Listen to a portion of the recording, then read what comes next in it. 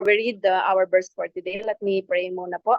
Okay, thank you, Lord, Father God in heaven. We thank you for tonight, oh God, this morning, this day, oh God. It's a wonderful day for us, oh God, dahil alam po namin kasama po namin kayo. At salamat sa mga answered prayer, oh Lord, na tunay na ikaw ang Diyos sa tumutugon sa aming mga panalangin. And we are here, Lord, humbling ourselves before you, oh God, and worshiping your holy name, oh God, because we know that you love us, oh God, so much, oh God. Maraming salamat po, Panginoon.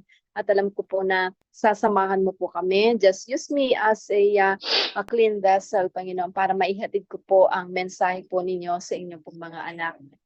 Be the speaker, Lord. Cover mo po ako with your holy blood, oh God, and just use me as your mouthpiece, oh God, para po maibigay po sa iyong mga anak kung ano po yung gusto mong iparating sa bawat isa. Lord, salamat po. Ikaw pong maitaas, matanghal, maluwalhati sa araw na ito, sa gabing ito, sa buhay ng inyong mga anak. In the name of our Lord Jesus Christ, we pray. Amen and amen. Thank you, Ate Beverly. So beautiful and you're so lovely. Okay. Kala ko artista ka before. Glory to God, Pastora. Hindi nga po. Akala ko artista ka talaga. Sabi ko, Beverly, artista ba yun? Okay. No po. Pero hindi naman ako nagkamali kasi talagang you look lovely and so beautiful. No po. Na iba talaga pag mga anak ng Diyos. Okay, ang topic natin for today is now is the time. Ngayon na ang oras. So, now na po, no? Now is the time. In text natin, ulitin ko po, 2 Corinthians chapter 6, verse 1 hanggang 2. Basahin ko po in Tagalog, yung mga may English dyan. Kasi nandito ako sa Pilipinas, kaya magtatagalog ako.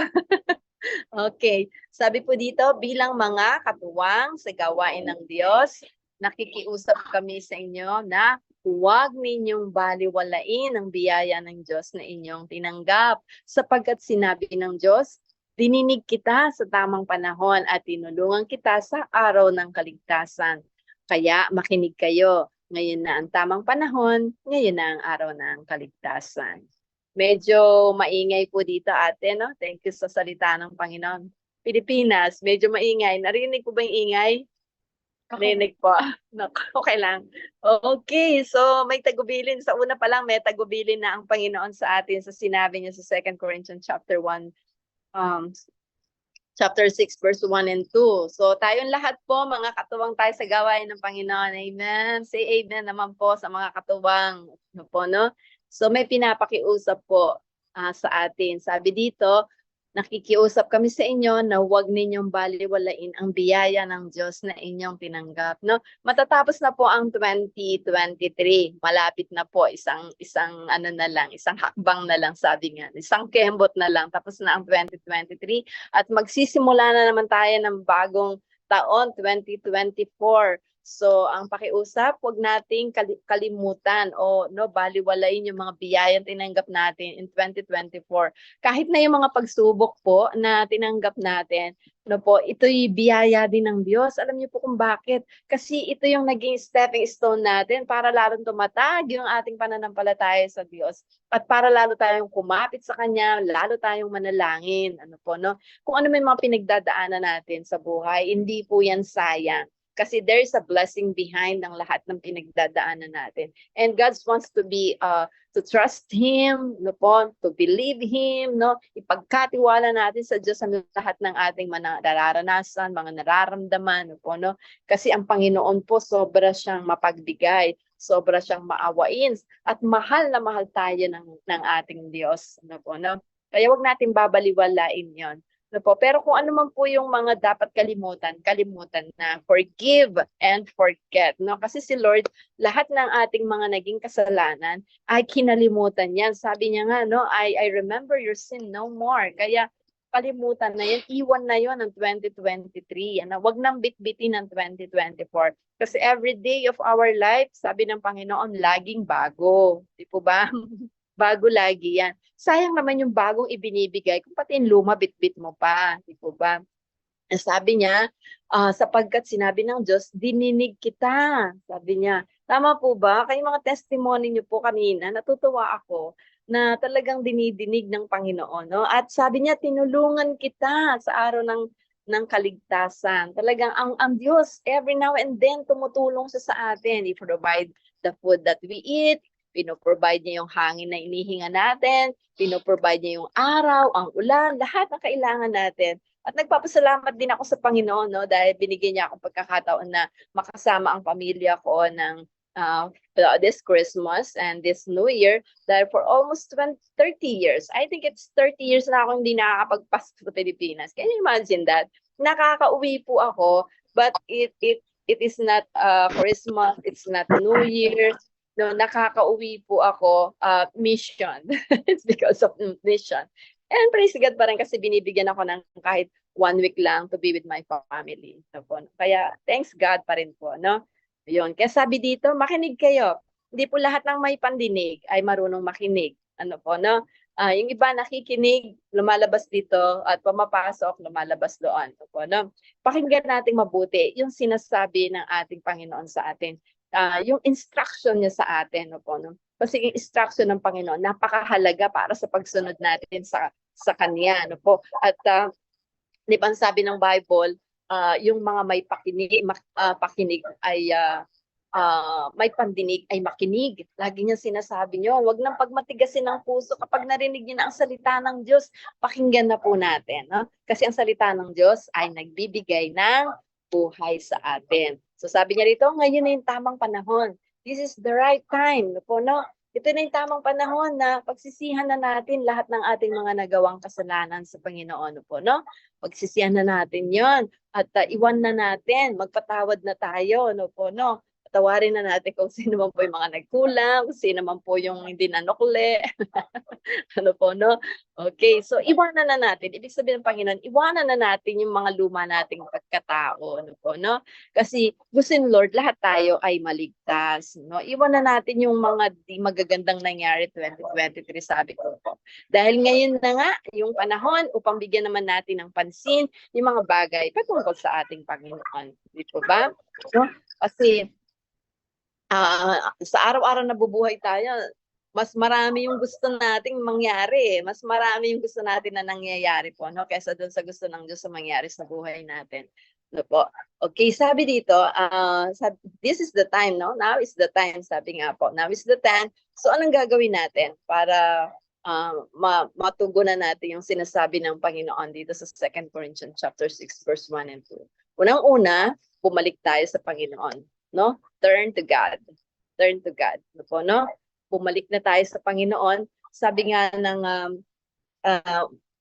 paano tayo makapapanumbalik sa Panginoon? Unang-una, aminin natin sa Panginoon na nagkasala tayo. Aminin natin mahina tayo. Hindi natin kaya. Hindi natin kayang iligtas sa sarili natin. Hindi natin kayang magbayad. No po, no? At pagsisihan yung kasalanan, talikdan, at magbalik sa Diyos. No po, kung naalala niyo yung sinabi ng Gawa, chapter 26, verse 20, yon. So, sabi dito, ang una kong ginawa, ito yung sinabi ni Apostol Pablo, no? Ang una kong ginawa, sa first thing na ginawa niya, una kong ginawa ay nangaral ako sa Damascus at pagkatapos ay sa Jerusalem. Mula Jerusalem, inikot ko yung buong Judea, sabi niya. At pinuntahan ko na rin yung mga hindi Udyo, sabi niya. So, ano kukunin natin verse dito? Yung pangalawa, sabi niya. Pinangaralan ko sila na dapat silang magsisi sa kanilang kasalanan at lumapit sa Diyos. Ito yung kukunin nating verse, magsisi sa ating mga kasalanan at lumapit tayo sa Diyos. Ano po, yun ang gustong i-emphasize sa atin ng Panginoon. At ipakita nila sa pamagitan ng kanilang mga gawa na sila'y totoong nagsisisi. Pag nagsisisi tayo, may kalakip po iyong gawa. No? Gawin natin kung ano po yung nakapagbibigay lugod sa ating Panginoon. No po? Alam niyo po kasi na ang kasalanan natin, yan po ang nagiging dahilan kung bakit hindi dinidinig ng Lord yung ating mga panalangin. Kasi sometimes na bakit nagpe-pray naman ako? Bakit parang hindi sinasagot? Kasi nga, hindi ka humingi ng tawad sa Panginoon. Hindi mo inaaming nagkasala ka. Minsan talaga, excuse me po doon sa motor. Minsan po talaga matigas ang ulo natin. Minsan sasabihin natin, kasalanan naman niya eh. Hindi naman ako may kasalanan dyan, siya. Yung bang nagtuturuan pa, no? magpatawad na tayo. No po? Alam niyo, nakaka-stress yung hindi nagpapatawad, nakakapangit din. Ano po, nakakatanda din. Yun ang nakita ko. Magkakasakit ka lang dyan pag hindi ka nagpatawad. Magkaka-anxiety ka, magkaka-depression ka. Gusto ba natin yon? Tapos pupunta tayo ng doktor, hihingi tayo ng gamot, di po ba? Pero alam niyo po, no, ang tangi lang naman na solusyon dyan sa mga may mga karamdaman, yung pananalangin at saka yung pagsisisi sa kasalanan, pag-amin na nagkasala at saka yung pagbabalik sa Panginoon. Ano po, no? Okay. So alam po natin na ngayon na nga yung panahon, no, ang dami-dami ng tao na ito na yung panahon para bumaling tayo sa Diyos. Ano po? Million-million yung bumabaling sa education, di ba? Pine-prepare nila yearly pa lang yung mga budget sa education, ano pa, agham, ano pa, yung mga kung ano-ano pa, ano po, no? At para lang para lang mabigo uli. Kasi hindi naman nangyayari talaga yung kanilang mga pinagtuunan ng pansin. Hindi naman talaga nag-prosper yan eh. Ano po, no? Ang ating Panginoong Jesus lang man po yung sagot sa lahat ng mga problema ng mundo. Kasi siya lang naman talaga ang may solusyon eh. Kahit anong solusyon ang gawin natin sa mga problema natin, once na hindi tayo nagsisi sa ating mga kasalanan at hindi tayo nagbalik loob sa Panginoon, kahit anong gawin natin, hindi yan magpa-prosper. Ano po, no? Hindi magpa-prosper yan. Ano po? Kasi only God can prosper everything that we do in this world. Ano po, siya lang po talaga ang pwede, no? Sa kanya lang natin makukuha talaga yung tinatawag na prosperity, yung real prosperity. So, ang Diyos ay madalas na gumagawa sa pamagitan ng ibang tao, no po, no? Ginagamit niya maraming tao, halimbawa, yung pag may mga karamdaman tayo, of course, the most important is we need prayer. Then, magpapatingin tayo, ginagamit ng Lord ang mga doktor, yung mga abogado, sometimes yung mga mahal natin sa buhay, yung mga kaibigan natin, mga kapitbahay natin. Pero yung ating pangwakas na tulong ay dapat nagmumula sa Diyos. Magtiwala tayo sa Kanya. Napakahalaga ng pagtitiwala natin sa Panginoon. Ano po, yun yung pinaka number one, yung tiwala natin sa Panginoon na ipinagpipray natin na, Lord, use this medicine, no, para po gumaling ako, di po ba? Lahat yan, ipinagpapasalamat natin sa Panginoon. Bagamat instrument yan, pero ang number one na tiwala natin ay sa ating Panginoon. Ano po, no? So yung pagpapatawad at paglilinis ay nasa atin. Ano po? Kapag tayo po ay nagsisi at ipinagkatiwala yung ating buhay sa Diyos, diba? Sabi ng 1 John 1:9, ano po, kung i-confess natin yung ating mga kasalanan, na pa tayo ay lilinisin ng Diyos, patatawarin niya tayo pagkat siya ay matuwid. Na po, hindi dahil karapat dapat tayong patawarin, hindi dahil forgivable ka. Actually, wala namang forgivable sa atin eh. Paulit-ulit lang naman tayo nagkakasala. Dahil kasi ang Diyos ay mapagpatawad na Diyos. Pero huwag naman nating samantalayin yung biyaya na lagi tayong pinapatawad. Kasi ang tunay na Kristiyano, tandaan natin, hindi yan nagpapatuloy sa kasalanan. Po. So ngayon na yung panahon upang ituon natin yung ating mga mata kay Lord Jesus. Di ba sabi nga, focus our eyes on Jesus. Hindi doon sa mga bagay na wala tayo, hindi yung mga bagay na meron tayo, hindi rin yung mga bagay na makakamit natin. Kasi si Lord lang talaga ang magbibigay ng tunay na prosperity and tunay na joy sa ating mga puso. Ano po, no? And pangalawa, now is the time. Now is the time to invest in the Lord. Ayan, invest in the Lord. Mamuhunan tayo sa Panginoon. Alam niyo po, hindi sayang ang ating mga tithes and offering. Ano po? Hindi sayang yan, no? Mag-ipon. Sabi nga ng Bible, mag-ipon kayo para sa inyong sarili ng mga kayamanan sa langit. Ayan. Sabi nga sapagkat kung nasaan naroon ang inyong kayamanan, nandun din naman ang inyong puso. So, totoo nga naman po, no?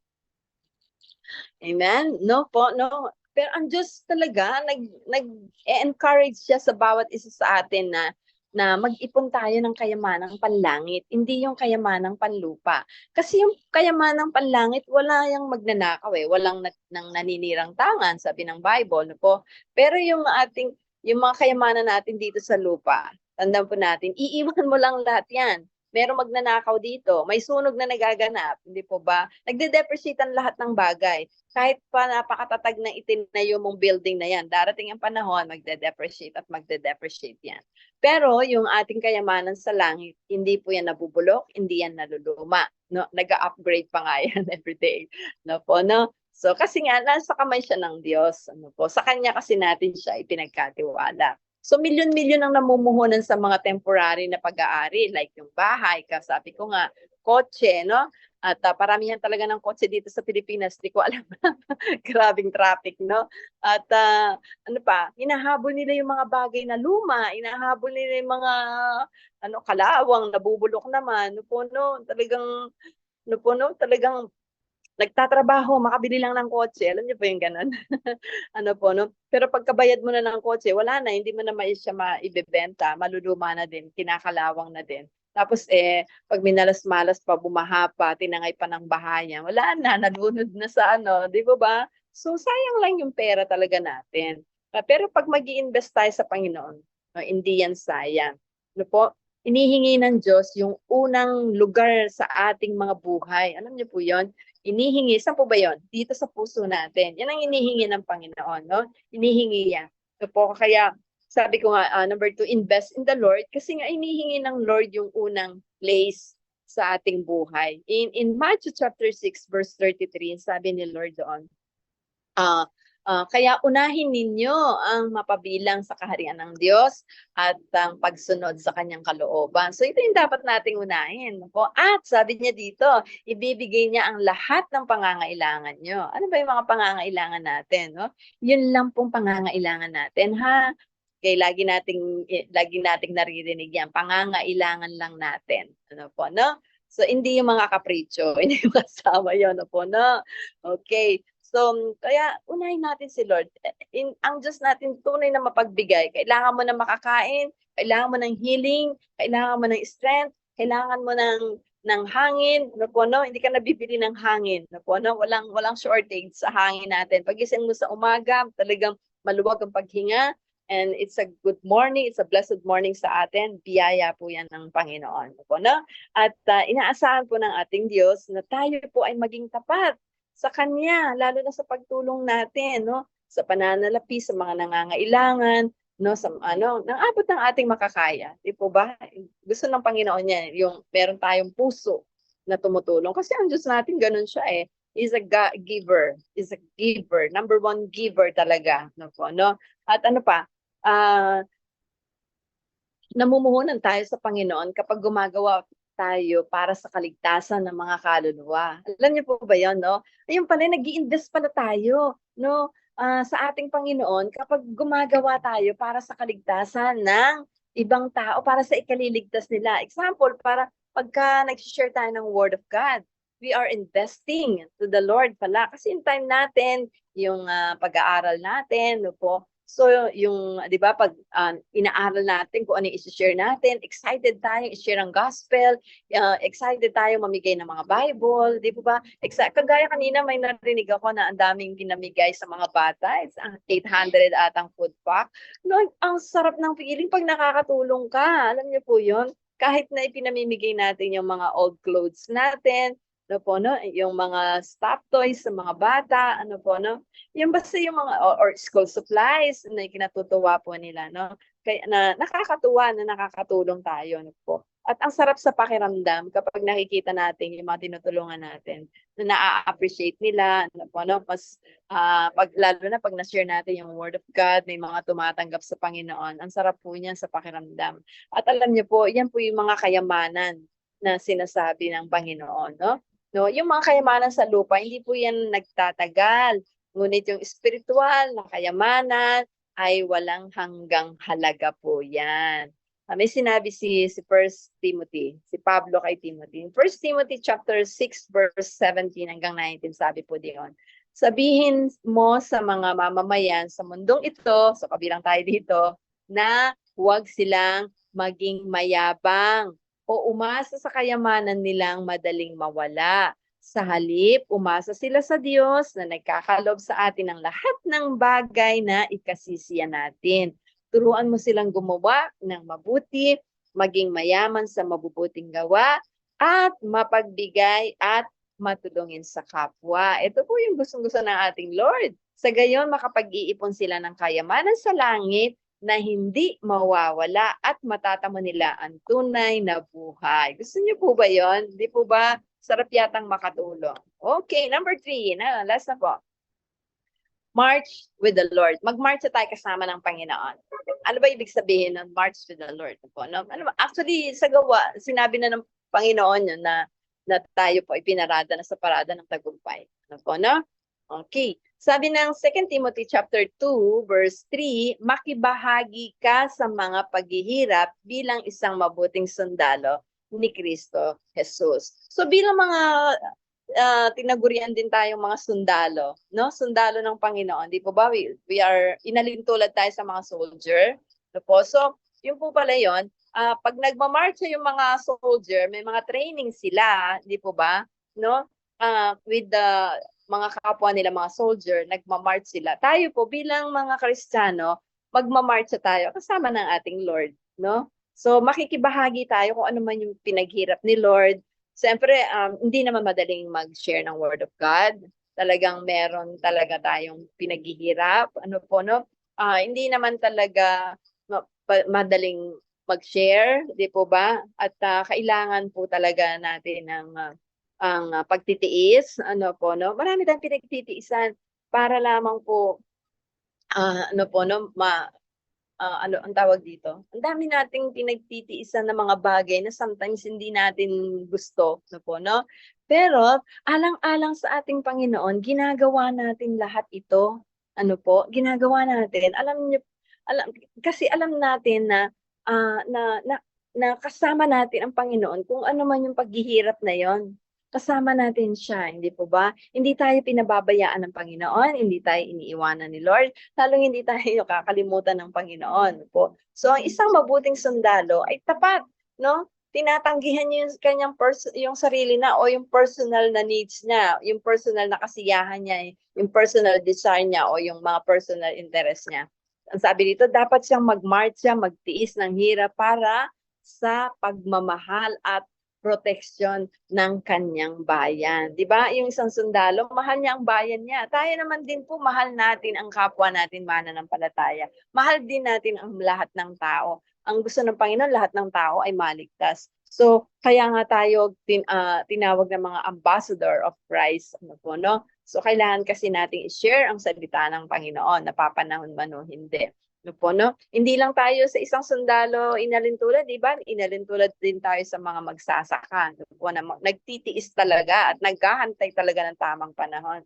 So ngayon na yung panahon para sumulong tayong mga Kristiyano bilang mabubuting sundalo ng ating Panginoon.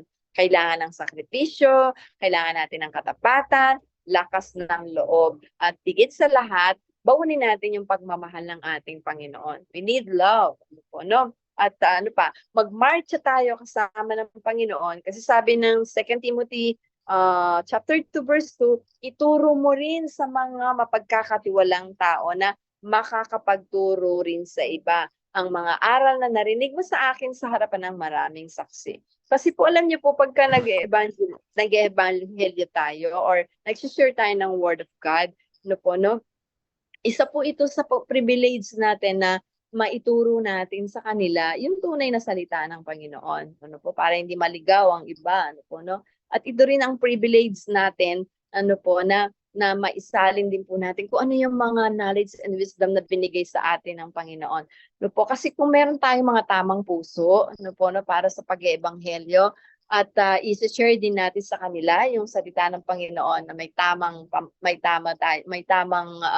motibo. Alam niyo po, maraming tao ang magkakaroon ng tamang puso para sa Panginoon. Ano po, no? At maraming tao ang maliligtas. Ano po? And number 4, endure for the Lord. Magtiis para sa Panginoon. This is the time. Now is the time to endure for the Lord. Po, no? Magtiis para sa Panginoon. In Matthew chapter 24 verse 13, sabi po, ngunit ang manatiling tapat hanggang wakas ay maliligtas. Ano po, no? So, kailangan nating maging tapat hanggang wakas kahit ano po yung pinagdadaanan natin sa buhay. Kadalasan yung mga Kristiyano, sumusuko kapag umihihit na yung, marami ng paghihirap. Ano po, pag marami ng problema, pag marami ng bagyo na dumarating sa buhay, huwag tayong susuko. Ano po? Kasi yan yung mga ibinibigay ng Diyos sa atin na para maging tuntungan natin, no po, no? Para maabot natin yung ating goal, ano po, no? Kasi ang bigay sa atin ng Lord, tandaan natin, everlasting life. No po, hindi lang to basta life, everlasting life po ito, no po, no? At ang everlasting life na ito, talagang bago mo siya makuha talaga, talagang susubukin ka muna at talagang tutuksohin ka muna ni Satan. Ano po? At huwag tayong pagpapatalo dahil po pag bumitaw tayo at the end, yung konting-konti na lang, andyan ka na sa finish line. Ano po, no? Sabi niya, yung manatiling tapat hanggang wakas ang siyang maliligtas. Yung konting-konti na lang, tapos bigla ka pang natisod, nagalit, nainis, ano po, nairita, nagsawa, ano po, huwag po naman mangyari yun sa atin, ano po, no? Kundi, huwag nating sukuan kung ano yung binigay ng Panginoon. Pagtiisan po natin, ano po, at hindi po sayang ang lahat ng ating mga ginagawa sa Panginoon. Kung meron tayong mga kagaya nito, may mga group tayo, kung meron tayong mga pinagdadaanan sa buhay, we can ask for prayer para maging matatag tayo, di po ba? At si Joshua, kung maalala nyo, sabi ng Panginoon sa kanya, magpakatapang ka, magpakatatag ka, magpakalakas ka. Ganon din po tayo. Bilang mga anak ng Diyos, magpakatapang tayo, magpakalakas tayo, no? Magpakatibay tayo sa ating pananampalataya sa ating Panginoon. Para pag dumating man yung mga pagsubok o yung mga bagyo, hangin, sa buhay natin, we are ready, matatag po tayo. No po, no?